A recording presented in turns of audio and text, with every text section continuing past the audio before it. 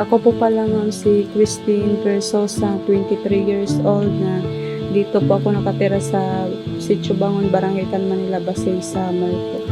Sinabihan po ako sa hospital po ma'am, sa doktor niya po na lumapit na po kami sa OVP dahil hindi na po namin kaya yung mga pangangailangan niya na gasto po. Sobrang hirap mo. Hindi po namin mabili yung pangangailangan ni Basti tulad ng suction machine po. Kahit pinopost namin sa Facebook kung sino pong willing magbigay ng suction machine po, wala pong makapagbigay dahil nga po sa may kamahalan po yung suction machine po. Kaya lumapit na po kami sa Office of the Vice President. Napakalaking tulong po sa yung Office of the Vice President po dahil nga po na mayroon na po dito sa Tacloban at malapit po makahingi po ng tulong sa Office of the Vice President po. Tapos nakuha agad namin.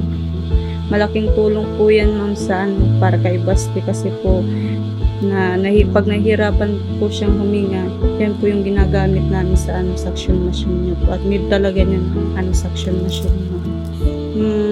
Maraming salamat po Ma'am Sara Duterte po na pinagkaloob niyo pong tulong para sa aking anak. Yung suction machine po ma'am, malaking tulong po yun sa pangangailangan ni Basti po.